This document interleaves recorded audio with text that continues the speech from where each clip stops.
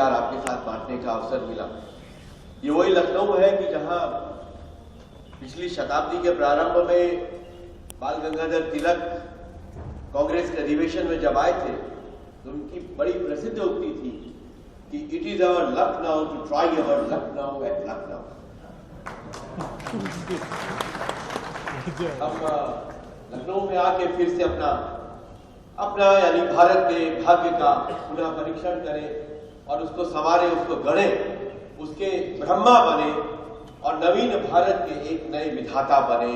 ये लखनऊ ने आपको जिम्मेदारी सौंपी है और मैं ग्राहक पंचायत को विश्व के सबसे बड़े ग्राहक आंदोलनों में एक मानता हूं जो भारतीयता की सुगंध से परिपूरित होकर एक नए भारत के निर्माण के लिए नवीन चैतन्य का जागरण कर रहा है। इसलिए मैं आपका स्वागत करता हूं। बड़ा कठिन समय है, शताब्दियों के बाद ऐसा कठिन समय सामने आता है और परम पूज्य सुदर्शन जी जिसकी स्मृति से आप्लावित इस सभागार में और श्रीकांत जी की स्मृति से सुगंधित इस सभागार में हम हैं। वे अक्सर एक वीर सावरकर की उक्ति सुनाते थे कि जब चारों ओर घटाटोप अंधकार हो, चुनौतियों के बादल घिरे हो, आशा की किरण कहीं दूर तक न दिख रही हो, टिमटिमाते दीप की प्रज्वलित ज्योति देखना भी एक कठिन कार्य हो गया हो, तो वह समय उस समाज के लिए बड़ा स्वर्णिम काल होता है, स्वर्ण संधि का काल होता है। क्योंकि ऐसे ही संकटों के समय पता चलता है कि समाज के घटकों की धमनियों में बह रहे रक्त का रंग लाल है या सफेद। ये परीक्षा का काल होता है। शांति के समय, समृद्धि के समय, सब कुछ ठीक ठाक है, ऐसे समय तो हर व्यक्ति कविता रच देता है। पर जब युद्ध का समय हो, जब युद्ध में रणबांकुरों के जाने का समय हो, तब विजय का गीत रचने वाला ही कवि वास्तविक कवि हुआ करता है।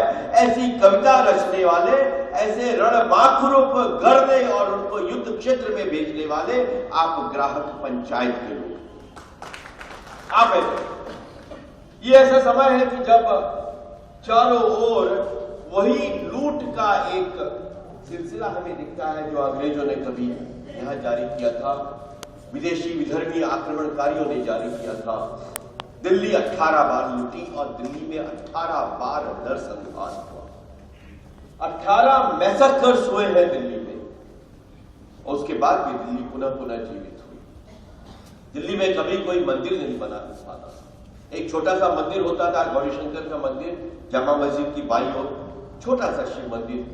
उसके बाद पहला मंदिर महात्मा गांधी के कहने पर घनश्याम दास जी बिरला ने लक्ष्मी नारायण मंदिर बनवाया 30 के दशक के अंतिम समय में। दूसरा बड़ा मंदिर इंदिरा गांधी जी के कहने पर छतरपुर का मंदिर बना।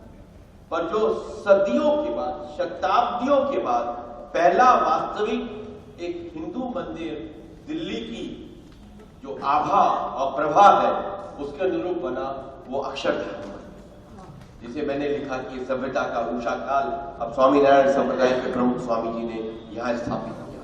इतने संघर्षों के बाद हमारा समाज पुनः उठ खड़ा हो रहा है। लेकिन आज भी उस समाज में वे लोग हैं जो इस भारत जैसे परम प्रतापी, पराक्रमी, समृद्धि और संपदा से परिपूर्ण, ज्ञानशील और अनंत काल से चली आ रही सभ्यता और संस्कृति के प्रभाव का जो प्रतिनिधित्व करने वाली है भारत भूमि है।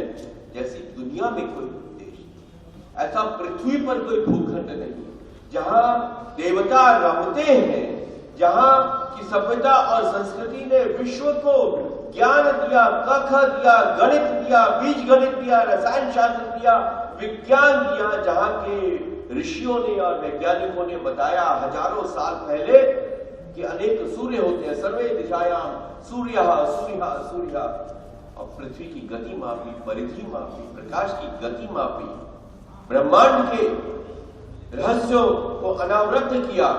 उस भारत भूमि के उत्तराधिकारी, उस भारत भूमि का उत्तराधिकार प्राप्त करना हम समझ नहीं पाते। सारी दुनिया में भारत की कीर्ति, हम अक्सर जब पूर्वी एशिया के देशों में जाते हैं, चीन जाते हैं, जापान जाते हैं, तो हजार साल के वहां पे मंदिर हमारे पूर्वजों ने बना के था। मैं केवल 2 क्षण इस बात को लूंगा, बाद में मैं अर्थशास्त्री नहीं हूं, लेकिन ये भारत है जिसको हमने कहां पहुंचा दिया। मैं चीन अक्सर जाता रहता हूं और वहां लीशान बुद्धा करके एक स्थान है चेंगडू के पास, जहां अर्थक्वेक आया था, बीजिंग से 2000 किलोमीटर दूर उत्तर में।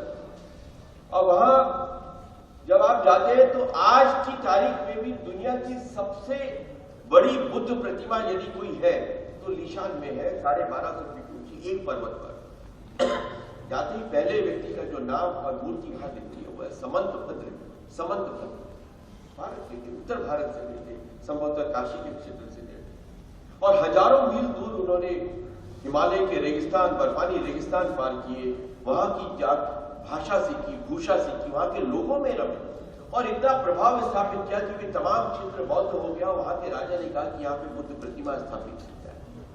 जाते ही पहला नाम भारत का आता है, जाते ही पहला नाम संस्कृत का आता है। वहां के प्रोफेसर लियू सिचुआन विश्वविद्यालय में मेरे 3 व्याख्यान हुए वहां पे, तो उन्होंने व्यंग्य में कहिए या सद्भाव से कहिए कहा कि आज तो भारत के हर घर में चीन है, चाहे फर्नीचर है, चाहे बल्ब है, चाहे माइक है, चाहे पुस्तक है, चाहे कपड़ा है, कुछ भी चीज आप ले लीजिए मेड इन चाइना। दिवाली के गणपति आप लेने जाते हैं, दिवाली के लक्ष्मी गणेश लेने जाते हैं, या 26 जनवरी और 15 अगस्त को जो राष्ट्रपति भवन पे बल्ब जलाए जाते हैं, ये सब चाइना के होते हैं। तो उनके जवाब में मैंने कहा कि होगा, लेकिन हम तो 1000 साल से चीन के हर घर में हैं। जहां बुद्ध है वहां भारत है। और आज वो वापस बुद्ध की ओर लौट रहे हैं। जब आप पूर्वी एशिया में जाते हैं तो दुनिया का सबसे बड़ा हवाई अड्डा थाईलैंड में बना है, बैंकॉक में बना है।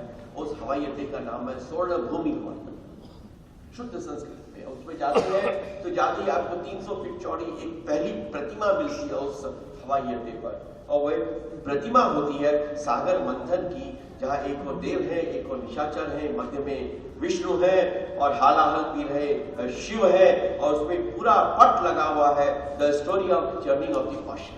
आप वहां हैं, आप दुनिया के हर क्षेत्र, जहां जहां करुणा है, जहां जहां विद्या है, जहां जहां प्रज्ञा है, जहां जहां एक मैत्रीपूर्ण राजनयिक संबंध है, वहां वहां भारत है, वहां वहां आप है।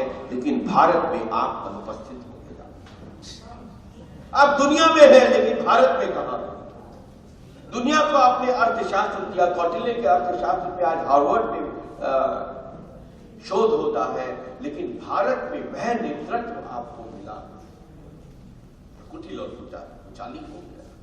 वो लोग आज शासन कर रहे हैं जिनमें से प्रत्येक पर आप 35-35 लाख रुपए जनता का एक साल में खर्च होता है।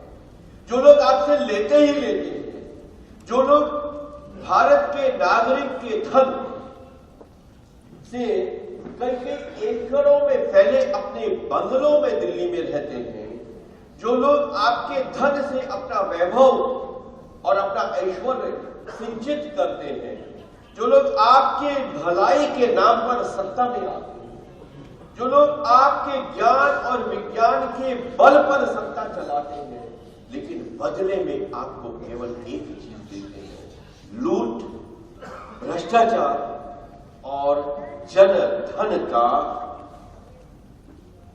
एक दुर्दशा। जिस प्रकार से बजट आया, जिस प्रकार से हमारी योजनाओं पे खर्च होता है, कितना पैसा जनता पे जाता है, कितना पैसा जनता पे खर्च होता है। आज स्थिति यह हो गई है कि गरीब बढ़ रहा है, गरीब और धनी में भेद बढ़ रहा है, अमीर अधिक अमीर हो रहा है, गरीब अधिक गरीब हो रहा है। जिस देश में 40-45% वो हो कि जो केवल 20 रुपए में गुजारा करते हो, जिस देश में करोड़ों लोग आज भी फुटपाथ पे रहने पर विवश हो, जिस देश में हर स्टेशन के बाहर जूठन बटोरकर खाने वाले मनुष्य दिखते हो और वे भारतीय नागरिक होते हो, और उसके बावजूद हम देखते हैं कि 2 लोगों के लिए मुंबई में 26 मंजिल का एक मकान। हम देखते हैं कि कुछ 500-550 सांसदों के लिए देश की संपदा का अपार हिस्सा खर्च किया जाता है। 200% उनके वेतनों में और भत्तों में बढ़ोतरी की जाती है। जब हम देखते हैं कि सामान्य नागरिक जब सामान खरीदने के लिए जाता है तो उसके साथ कहीं ईमानदारी का व्यवहार नहीं होता। आज स्थिति यह हो गई है कि गोपाल के देश में आप बाजार में दूध पीते हुए डरते हैं कि ये फर्टिलाइजर वाला दूध होगा, ये मिलावटी दूध होगा, विश्वास नहीं। आप मीठा खाते हुए डरते हैं। सामान्य व्यक्ति कहीं भी कोई सामान खरीदने के लिए जाता है तो उसको विश्वास नहीं होता है कि ये शुद्ध मिलेगा। अभी पिछले सप्ताह मेरे पास जालंधर से एक सज्जन आए, कहा कि जितना मंदिरों में सिंदूर चढ़ाया जाता है वो केमिकल का सिंदूर। आप देवता को जो सिंदूर चढ़ा रहे हैं वो भी बेईमानी का सिंदूर चढ़ा रहे हैं। वो 2 साल से माता वैष्णो देवी ट्रस्ट से मुकदमा लड़ रहे हैं और केवल उनकी ये मांग है कि जो मंदिर में सिंदूर चढ़ाया जाए वो शुद्ध हर्बल सिंदूर, और उसको लेकर उन्होंने जम्मू कश्मीर हाईकोर्ट में याचिका दायर की। तो माता वैष्णो देवी बोर्ड की ओर से ये जवाब आया कि सिंदूर चढ़ाने से सिक्योरिटी थ्रेट है, और ये हमको इंटेलिजेंस ब्यूरो ने कहा है कि सिंदूर न चढ़ाया जाए। अब उनका ये कहना है कि ये कह के उन्होंने जो नकली केमिकल वाला सिंदूर बेचते हैं उनके व्यापार को बढ़ावा देने के लिए किया। उन्होंने होम मिनिस्टर को लिखा